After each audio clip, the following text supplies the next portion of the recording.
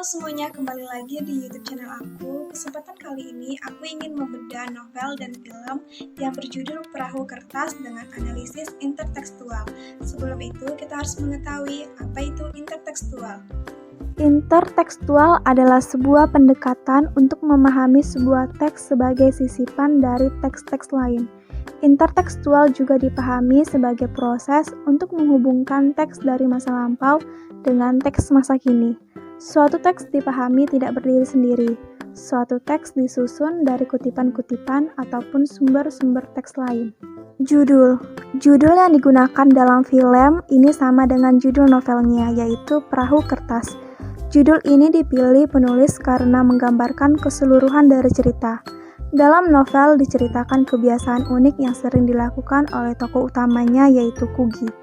Ia selalu menyampaikan keluh kesahnya di atas kertas, kemudian dibentuk menjadi perahu dan dihanyutkan ke air. Kugi berharap kalau dewa laut Neptunus membaca curhatan hatinya itu. Judul ini juga bermakna filosofis. Perahu dan air merupakan dua elemen yang tidak dapat dipisahkan. Begitu juga perasaan dan cinta. Dimanapun Kugi melahirkan perahunya, pasti airnya akan bermuara di laut. Seperti juga perasaan, kepada siapapun kita mencurahkan perasaan kita, semuanya akan kembali pada satu sosok yang Tuhan telah atur. Jadi biarkan cintamu mengalir seperti air dan biarkan Tuhan yang menentukan di mana cinta itu akan bermuara. Yang kedua itu ada alur. Dalam film Perahu Kertas, karya Dewi Lestari, alur yang digunakan adalah alur maju.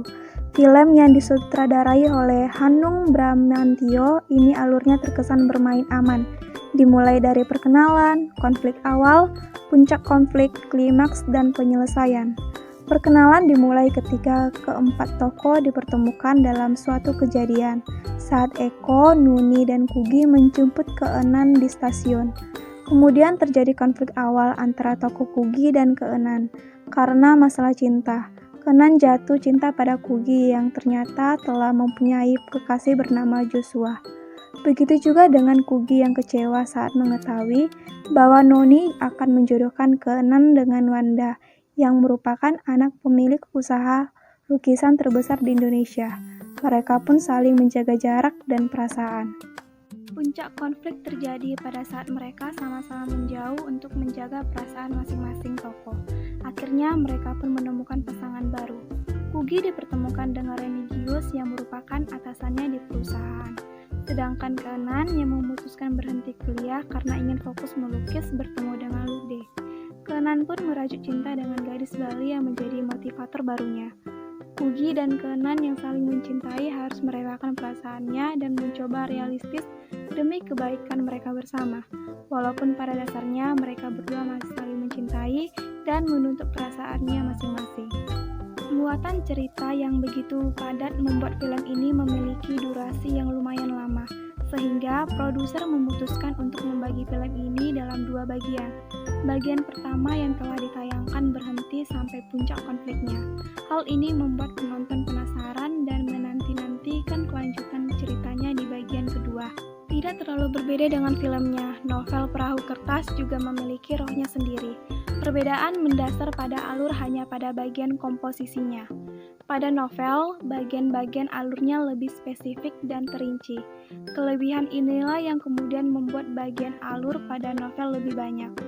Dalam novel konflik yang terjadi lebih banyak dibanding novel. Dalam novel, intuisi pembaca seolah-olah terombang-ambing dalam permainan konflik dan puncak konflik yang dilakukan penulis.